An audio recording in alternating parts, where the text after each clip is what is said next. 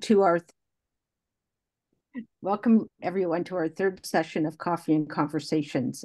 Um, Tonight we're going to be talking about cultural safety in schools. I just wanted to share this screen. Myself and Candice and Twyla, we are all consultants working for Len Pierre Consulting. And I have to say, it's an amazing organization. And in my entire teaching career, I don't think I have ever felt as valued as a member of his team than I have working under him. Not under him, but with him. He makes me feel like my work is valued and that my knowledge is respected. And I think he's set the bar high for other organizations to follow. So if you want to take a screenshot or a screen grab of this, his website is lempierreconsulting.com. And on there, you can find links to research documents. The Territorial Acknowledgement Guide is up there. A new document that just came out about 3 weeks ago, about trauma-informed practices is up there. He also has a YouTube channel. So I will mention some of the videos that he has produced in tonight's uh, presentation, but I really encourage you to take a look at his YouTube station or channel and watch some of his videos. They're very informative. And he also has a podcast station on Spotify.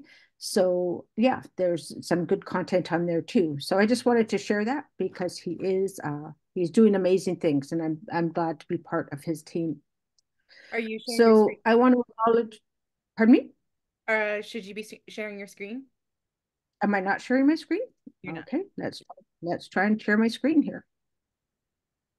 Yeah, it would help if I shared my screen, wouldn't it?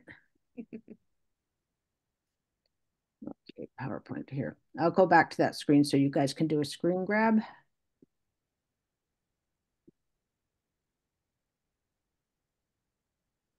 Okay, and you can see it now, Candice? Yeah. Perfect. Yeah, so these are the links, and they like I said, really good resources. Under the LPC resources is the Territorial Acknowledgement Guide. There's How to Work with Elders is another resource that they have, which is fabulous. And yeah, I would encourage you to check out his YouTube station, his Spotify, and his website.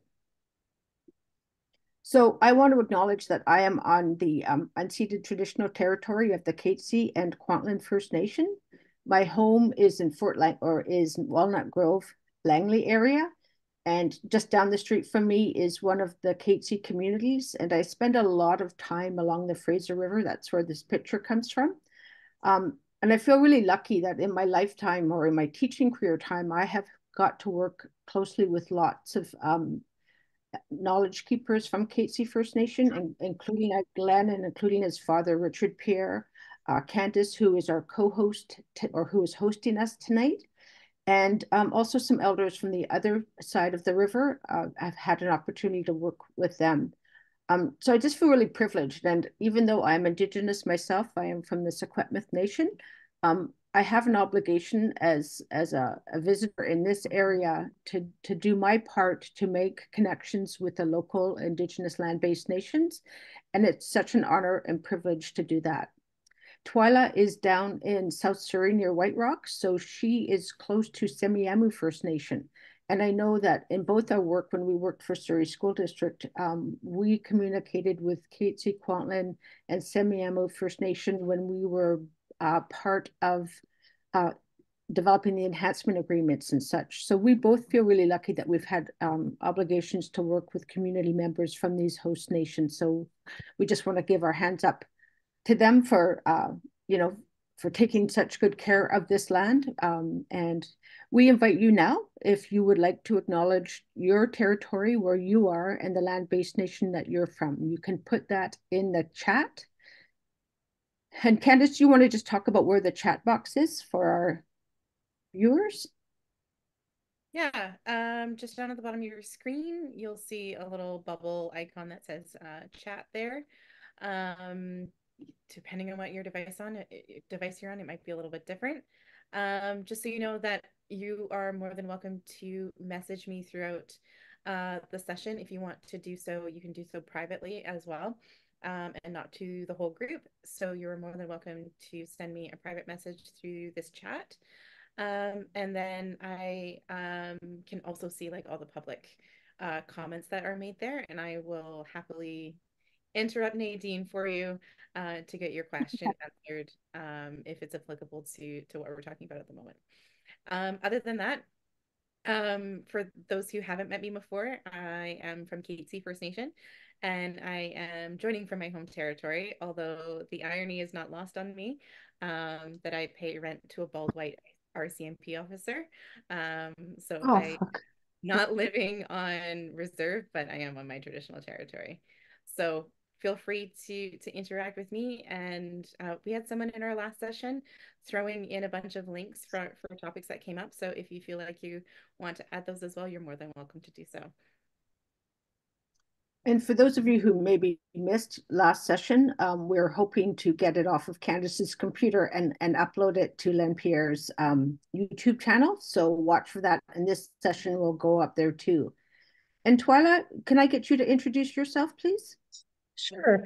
My name is Twyla Perrin, and my father, Arthur Perrin, was from the Red River Settlement, so we are Métis. And I am currently in White Rock, so that would be the Semiahmoo Nation territory that I'm on.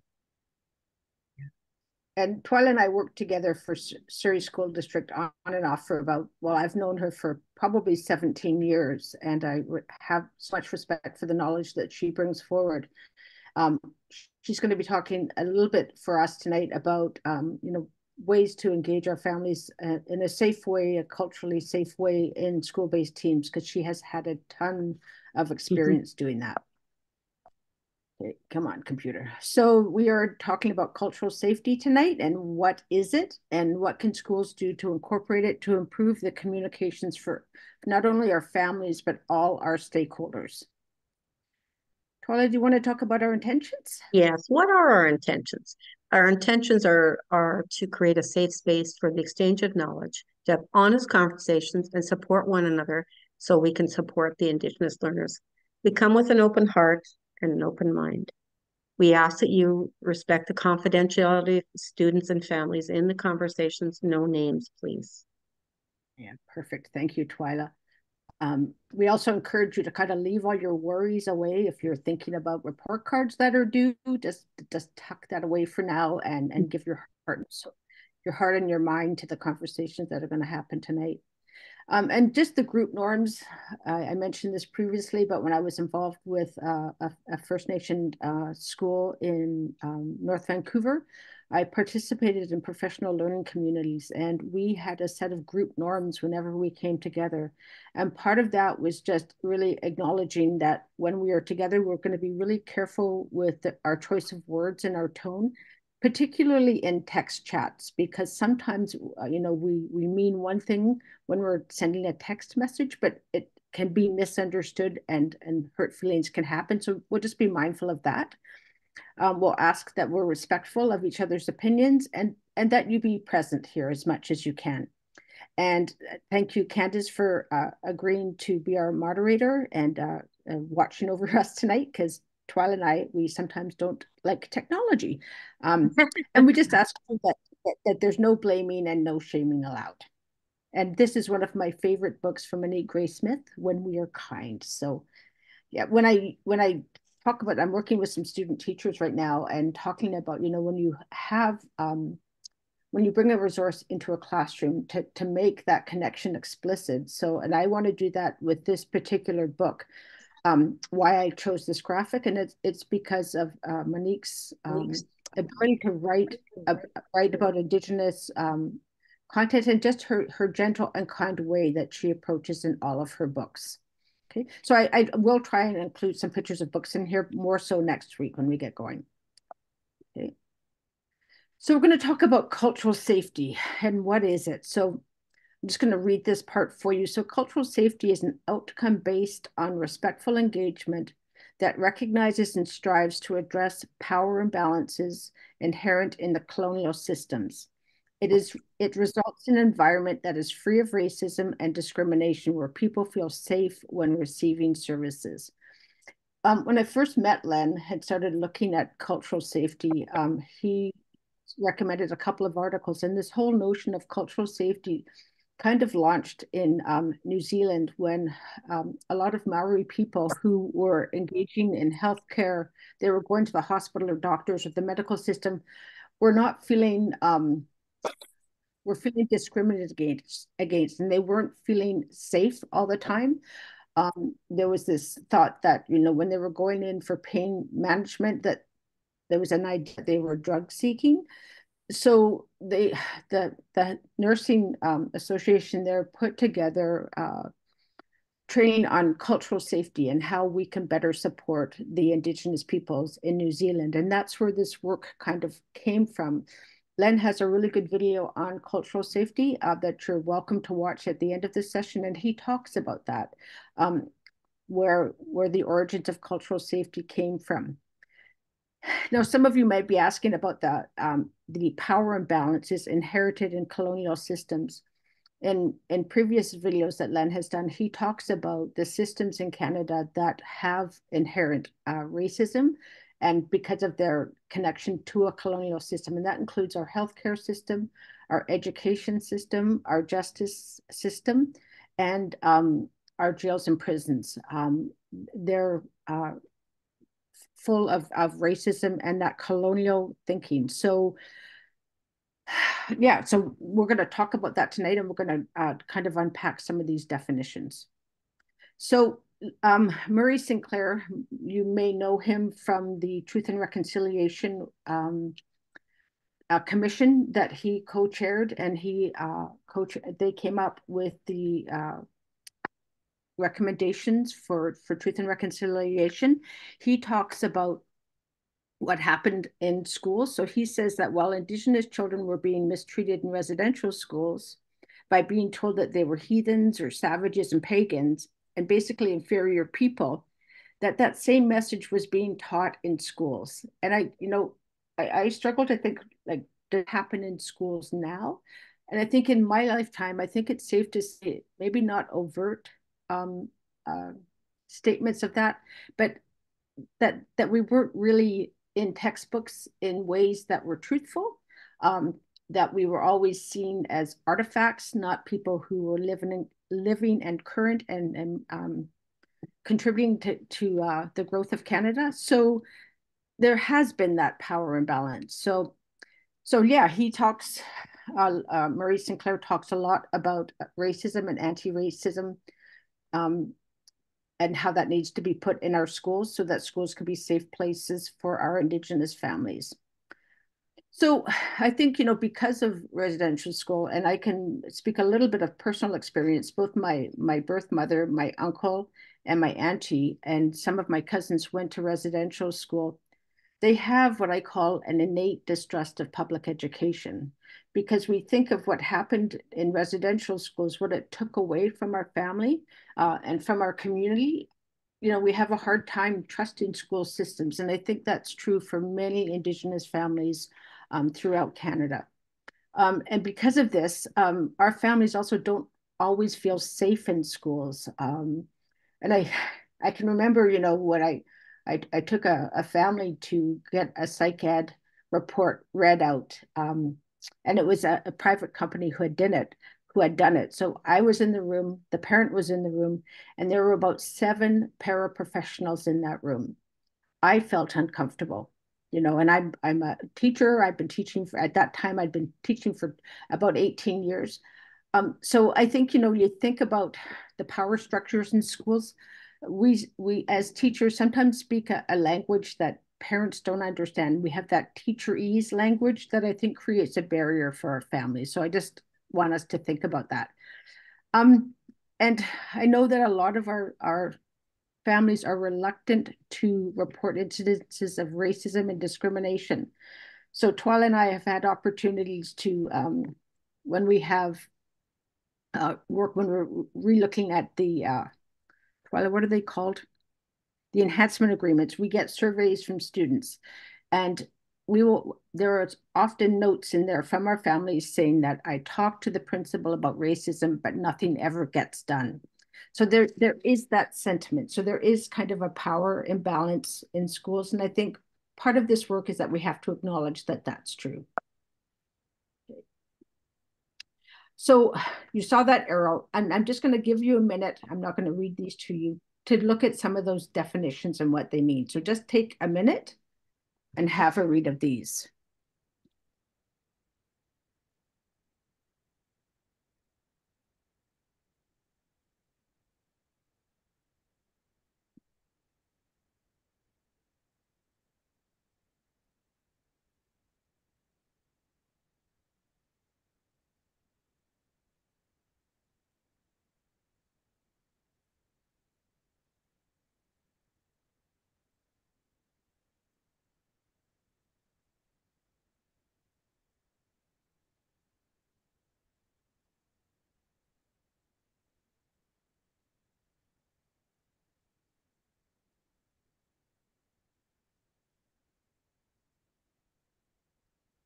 I'll give you about another 10 seconds.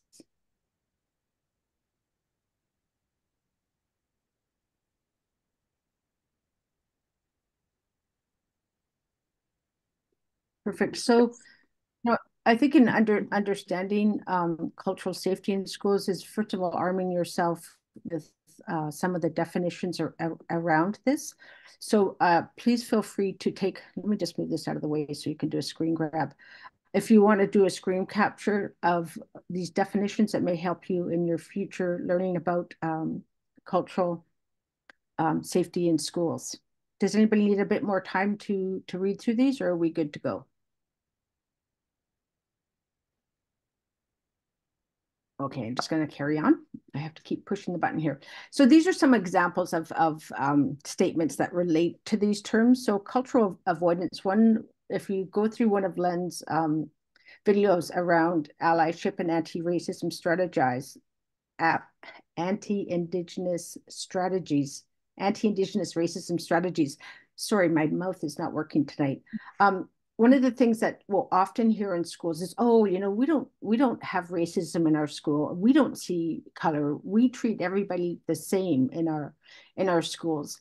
Well, when you look at the history of Canada and you look at what has happened, you know, in our legal system, in our healthcare system, in our education system, treating everyone the same is not the best approach. We have to make up for some of the injustices that have happened to the Indigenous peoples, and we have to work harder to help there. And then these are just some other thoughts. So cultural awareness is when we educate ourselves, right? And are we okay with our vulnerability? And I think, you know, when I went to school, I was really fortunate. I grew up in Victoria, but was in a kind of what we would call an inner city school area. And we had a lot of diversity in our schools. So, you know, I always felt really fairly safe there. But I think for some of our schools, when the majority of the population are not diverse, and we bring in these ideas and these notions of that we have to be aware of cultural awareness, I think it makes some people feel uncomfortable. And I think it's important for us to feel uncomfortable. We have to look at our privileges that we have as the dominant culture. I think that's important to acknowledge. Cultural sensitivity is when we acknowledge racism exists. And I think that is super, super important.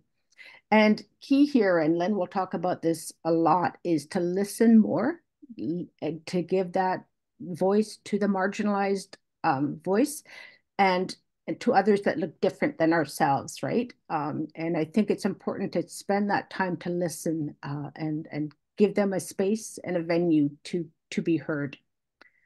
And then cultural safety is when we acknowledge and recognize that racism does work and it is a safety issue, whether that be in a school system, a healthcare system, any system. Cultural safety is looking and understanding that racism is a safety issue. And allyship is kind of where we hope to land on at some point, that we all hold each other accountable, and that we promote anti-racism. So we're going to look at, actually, I'm just going to stop there. And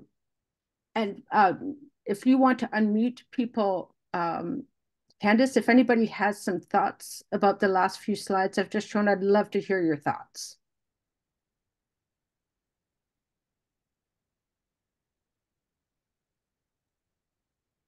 If you do have something that you'd like to add, you're more than welcome to raise your hand as well. We can see that.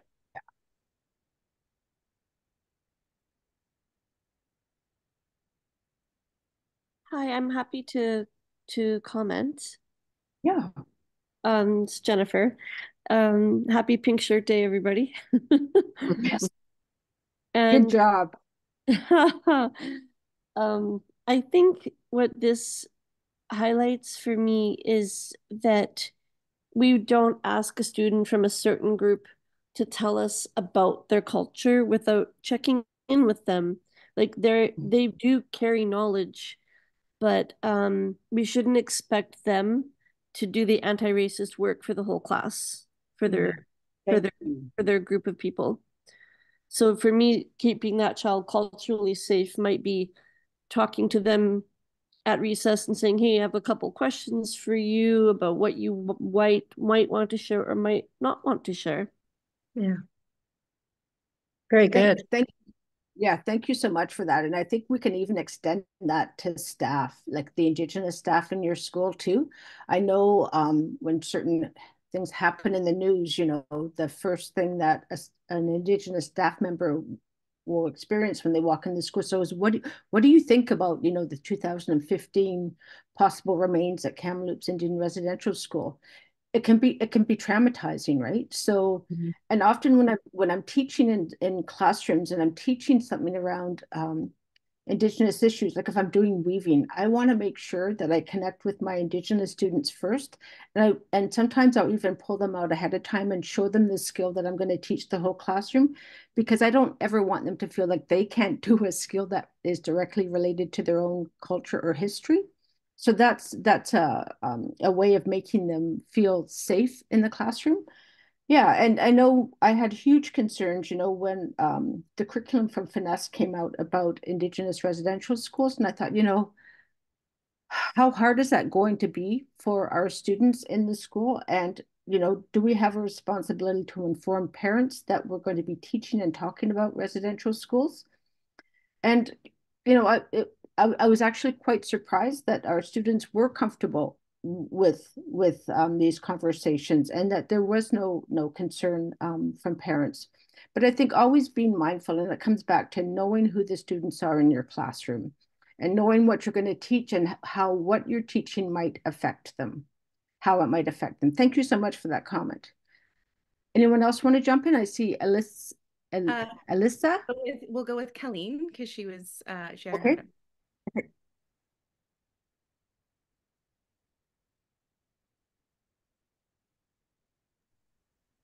hand up. I just wanted to point out, sorry, that there's different kinds of trauma. And I think sometimes in the schools they're not aware of that, because I've actually heard, won't say who, where, or when, but for example, and it was definitely targeted toward some of our Indigenous kiddos.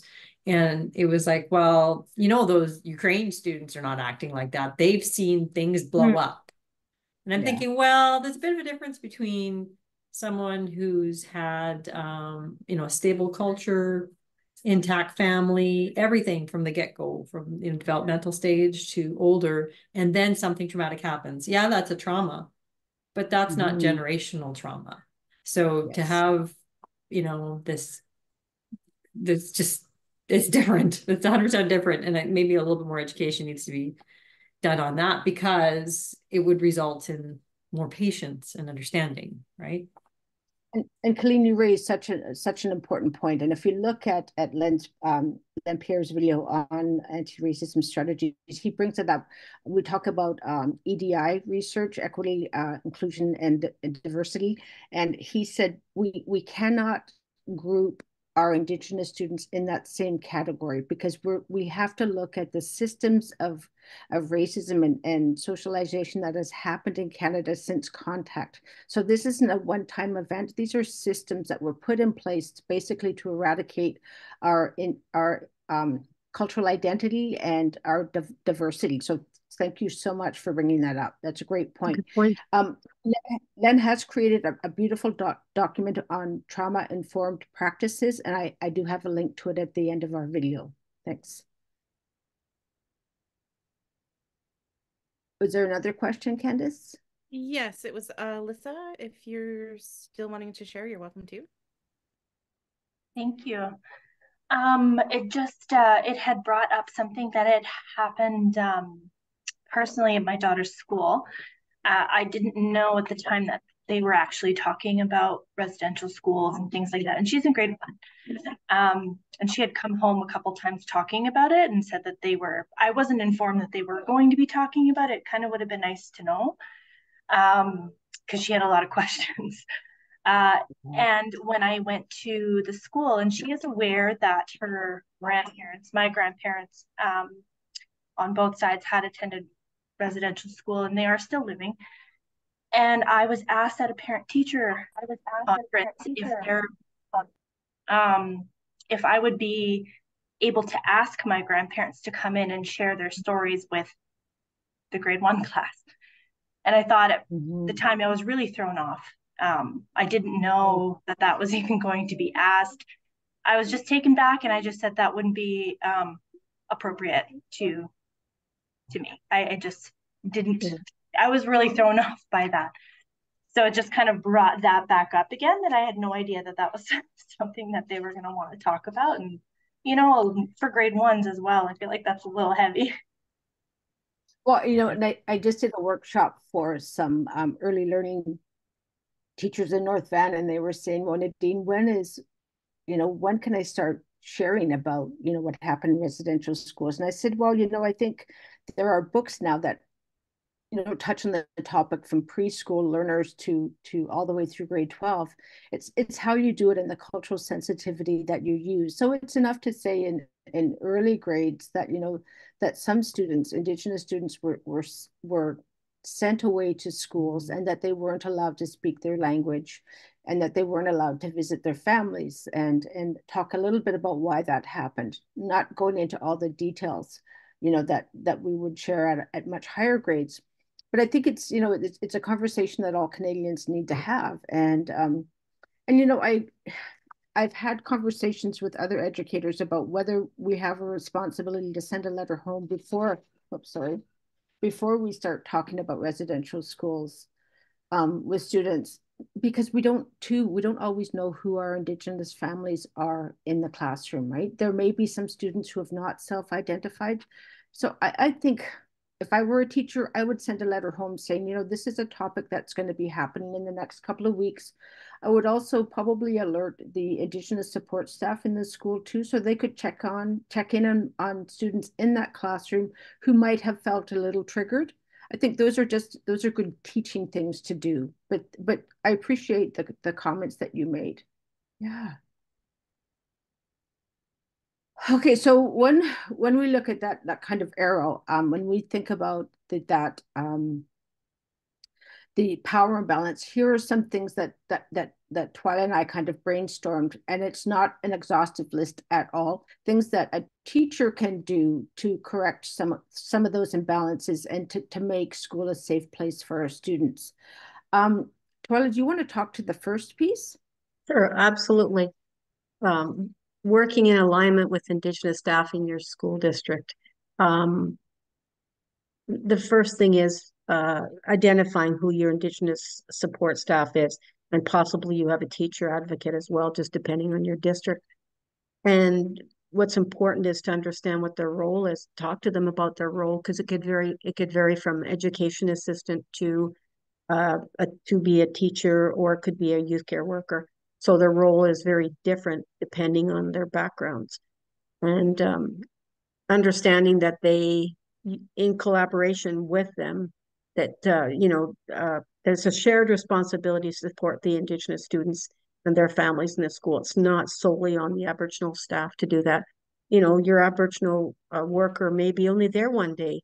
It's not sustainable. So, or they may be there 2 days. It's typically based on the number of students that you have, the Indigenous students that are identified. So in collaboration and supporting them as well, that's what the support should look like in the schools. And they're there too to help you build some bridges with our families, but not to build the bridges solely by themselves. And that's super key, isn't it, Twyla? Because I think Yes. often our support staff feel that they are responsible for all the Indigenous students in their school, and that is too much for them to carry. And I think, honestly, you know, when I was an Aboriginal resource teacher in schools, I guarded my students carefully because I didn't want them to get hurt. So I would make those connections with families, but in doing so, I was robbing the classroom teacher from making those connections. So there has to be a fine line. But there is some truth to say that a lot of our Indigenous support staff in schools have strong connections with their students and families. So when we have meetings or when there's an issue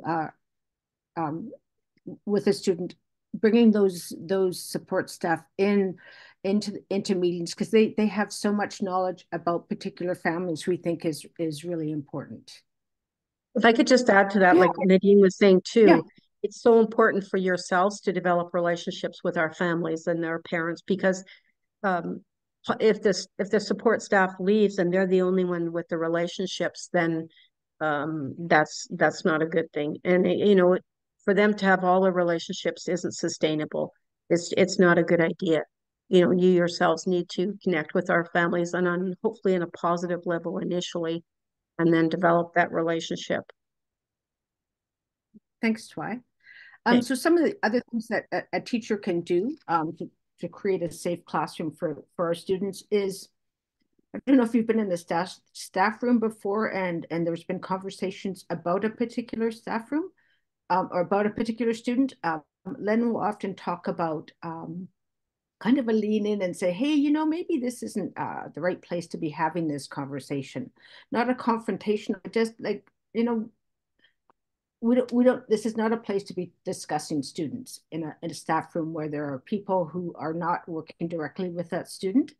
Another strategy that we can think about is classroom teachers should be thinking and using a two-eyed seeing approach. And that's where we link Indigenous knowledge systems and with science. So are you making sure that you're sharing that the Indigenous knowledges that have been here since time immemorial are meaningful and are authentic and are, you know, have merit? I think that is something important that teachers should be doing. Is the classroom teacher, are you learning about Indigenous pedagogies? You know, are there ways of learning and teaching that maybe you haven't tried before? So encouraging you to attend professional development in your district or in your school. And even through workshops like FINESC or organizations like FINESC, just looking at Indigenous pedagogies. Len has a great video he just put out about culturally safe terminology and how some of the words that we use that we don't even think about in the classroom, like, oh, low man on the totem pole, how disrespectful that is. So taking a look at that that YouTube video will give us a sense of some of the words that we use that when we don't even think about how we may be doing harm.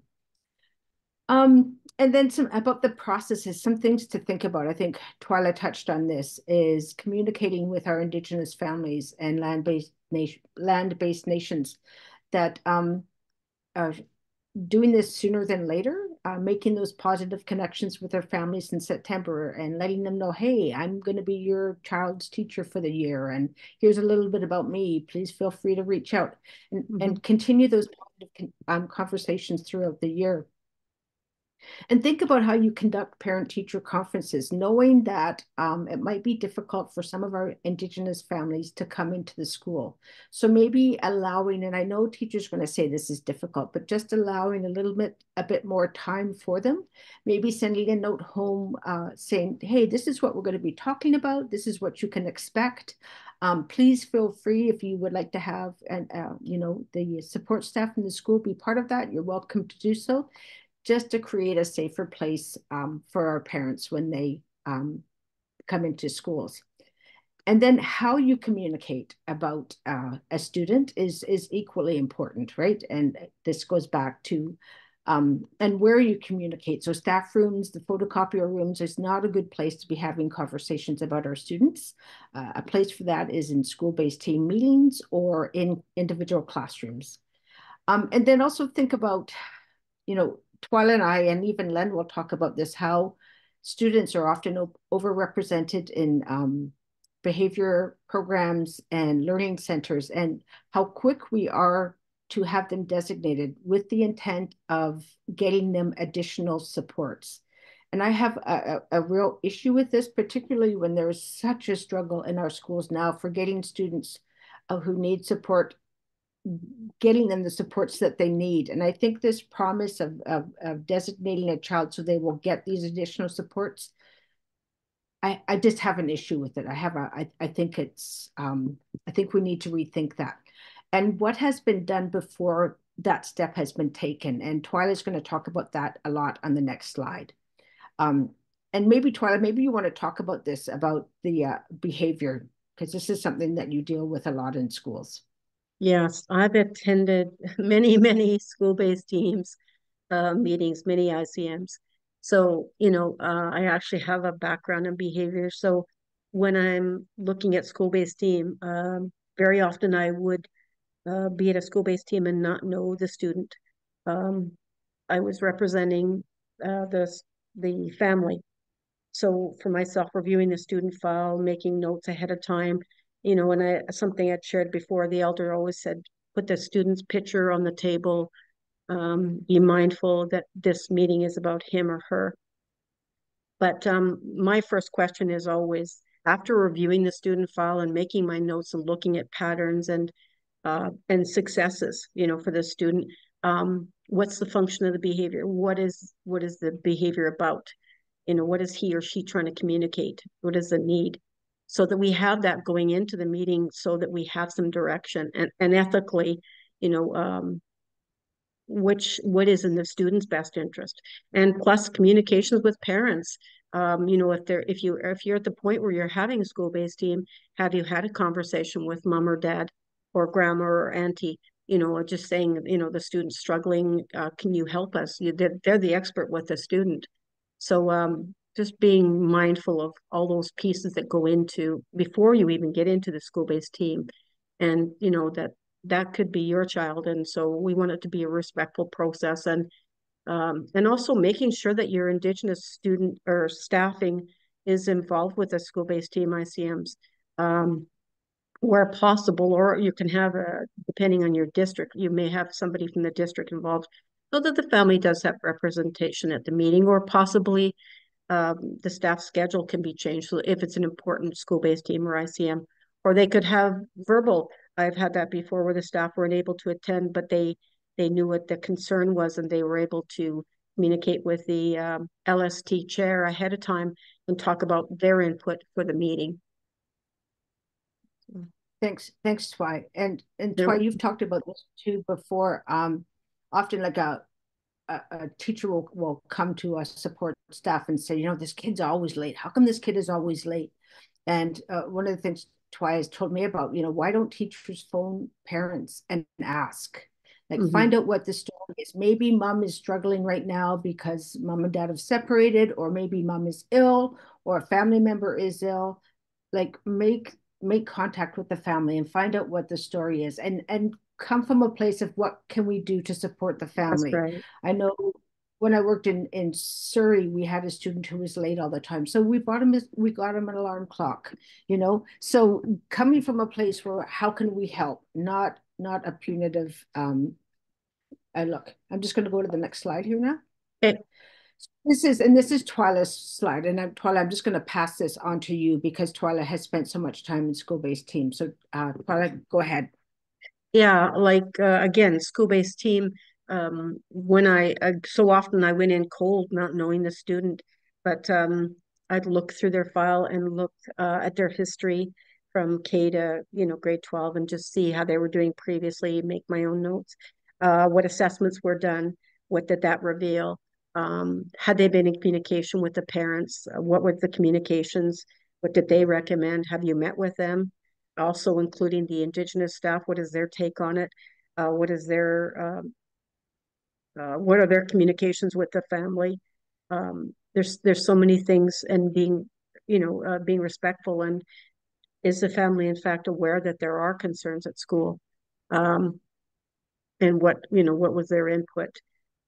And then for meetings like, say, an ICM, making sure that they were invited and felt comfortable, and possibly, where possible, have the Indigenous staff to support them as well, or somebody from the district, from the Aboriginal department, to accompany them, and talking about ahead of time what this meeting is going to look like. And like Nadine said, some of the lingo and the conversation, what that what that means, and outcomes, and that they have a voice in these meetings, and a respected voice as well. And also for myself, following the meetings, I would always follow up with the parents, and see how they were doing, and if they felt they were heard in the meeting, and also what the implications were, and how we proceed from there. And then I'd follow up even after that, just regarding what the outcome was. And something that, I would really like to see in all districts, like, does your district have some kind of brochure for all families that talk about, what is an IEP? What is a behavior designation? We're comfortable with this language because we're in it, immersed in it every day, but our families don't know. And sometimes they're afraid to ask. So what does it mean if, Sure. the district wants to designate my child as gifted? What does that mean, and what programs will be available? What happens if my school decides, or the assessment says that my child is LD?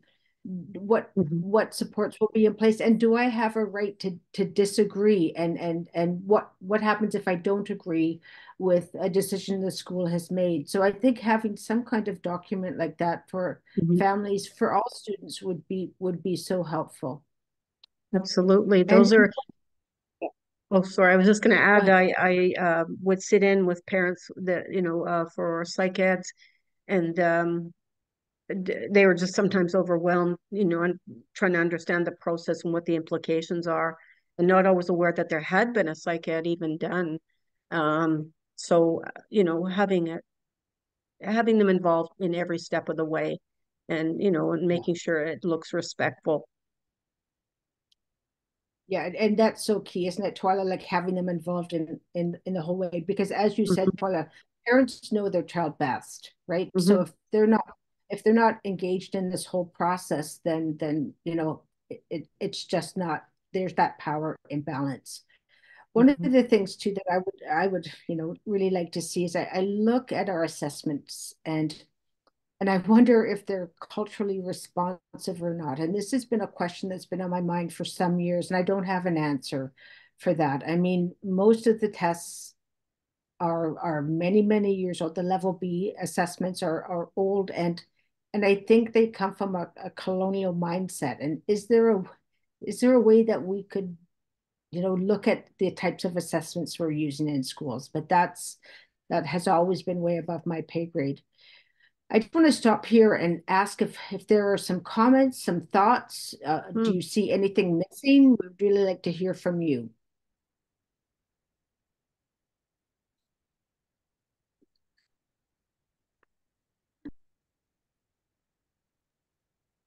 Again, you're welcome to put up your hand or enter into the comment section if you would like to share.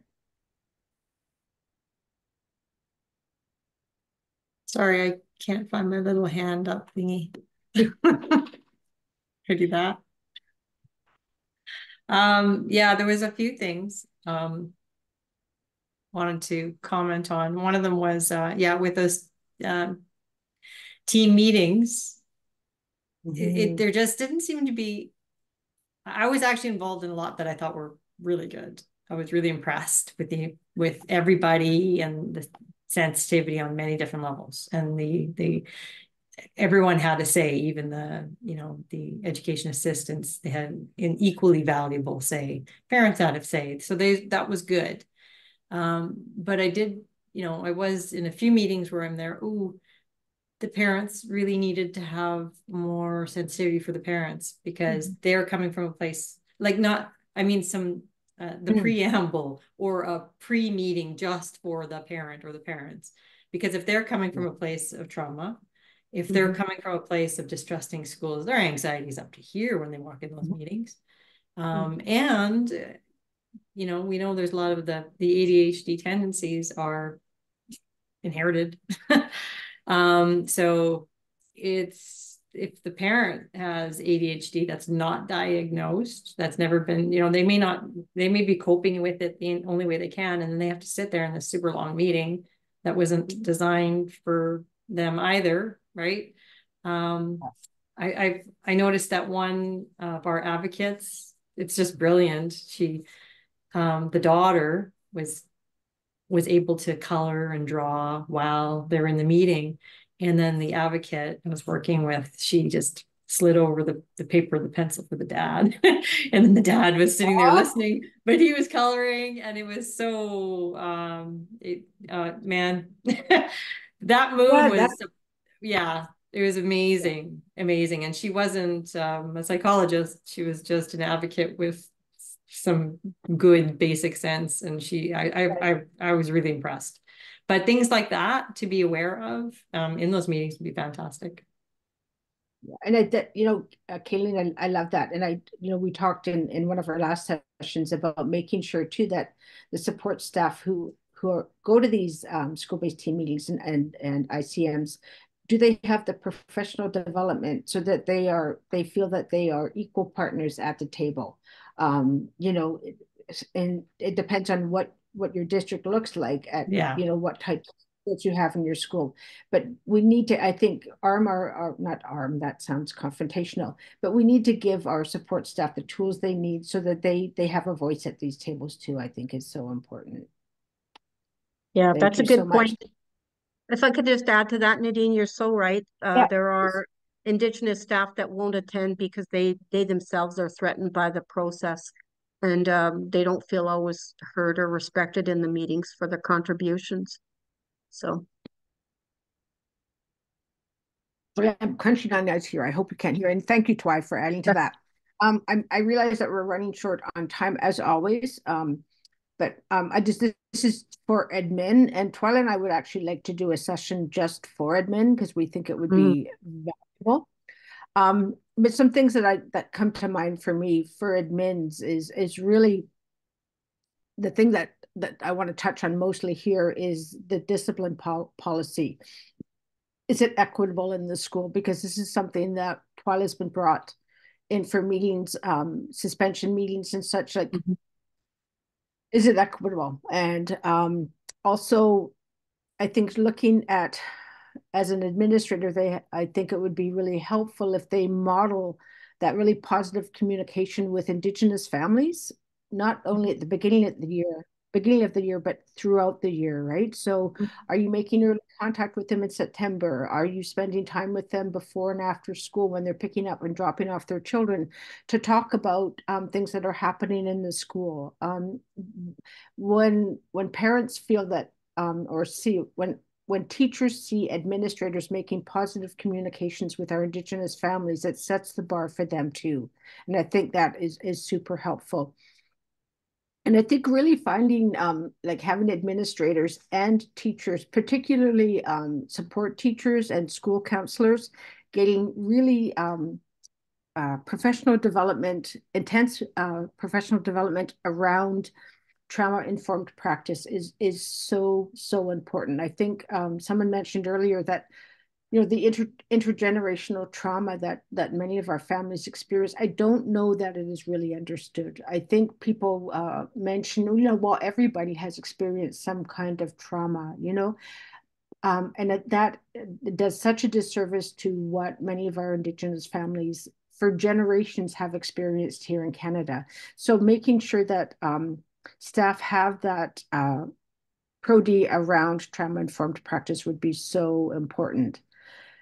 Yeah, so I'm gonna, you can look at this slide. Please don't look at my spelling mistake. I'm not gonna point out where it is, but I just want to open the floor for some questions. Are there some questions or thoughts that that either relate to this or relate to anything that we've talked about in the last 3 sessions, please feel free to jump in.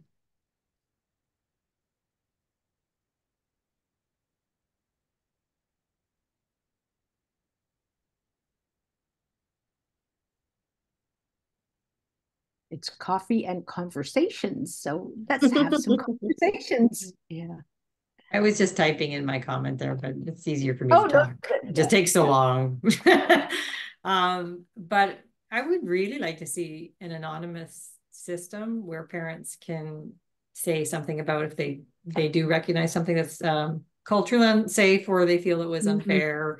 Because what happens is, and like speak from experience, is that your kid will say, "Oh, don't tell anybody because I'll fail the class." Yeah. Or, you know, they'll be judged on the next exam, or I gotta have that teacher next year. Please don't say anything. Yeah.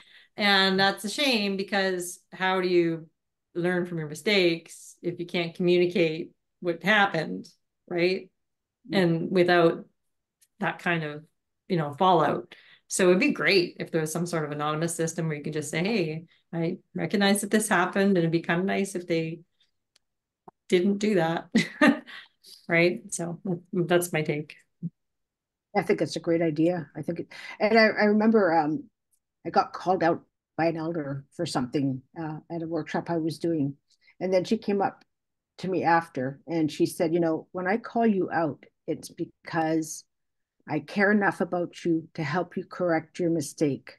So when I give you feedback, positive or negative, it's not to do harm. It's because I care enough that you don't repeat that same mistake next time. And I think, you know, if we could convey that message to teachers, that when our families come in and they are angry with the school or a teacher or something that happened, be grateful that they're coming in and talking about it and not, you know, it's just a mindset, right? It's a perspective, way of thinking of things. Yeah. Does anybody else have any other thoughts they'd like to share? I'd love to hear from some of you.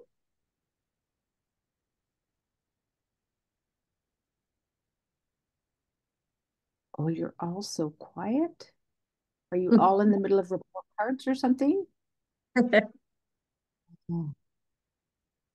Okay, well, I want to thank you for coming tonight. We have one more session, and I'm super excited about it because it's going to be looking at Indigenous pedagogies.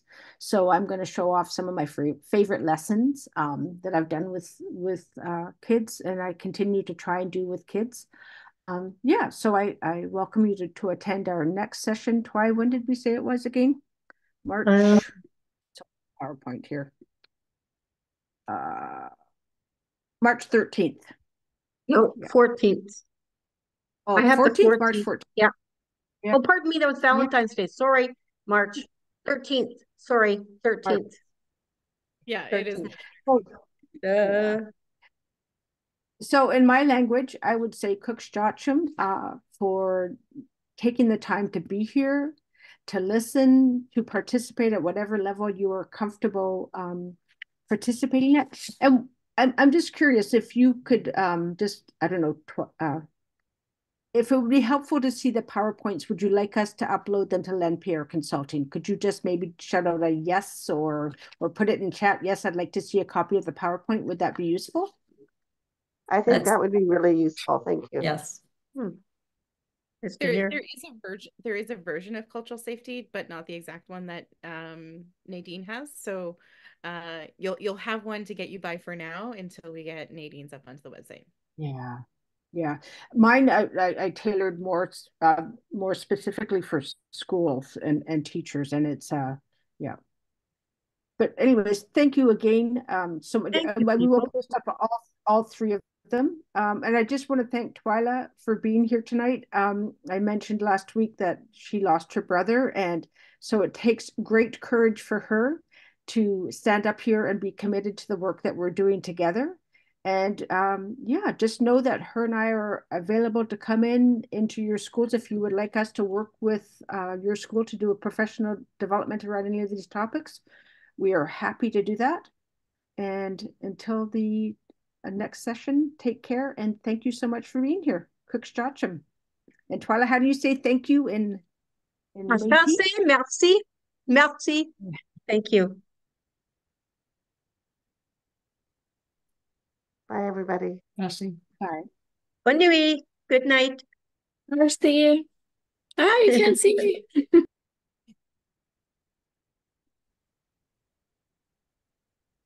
You're so welcome.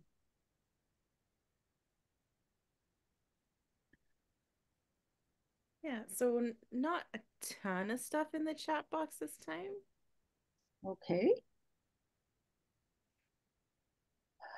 No worries, but you're going to stop recording and save this? Yeah, I can stop recording. Yeah, I can do that too. How do I do Yeah, that? I have no idea how any of that Yeah. works. So was there only about, actually, there were 26 participants, Candace? It bounced around.